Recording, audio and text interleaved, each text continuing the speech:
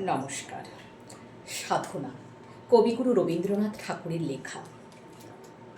দেবী, অনেক ভক্ত এসেছে তোমার চরণতলে, অনেক অর্ঘ্য আনি আমি অভাগ্য এনেছি বহিয়া নয়ন জলে ব্যর্থ সাধনখানি।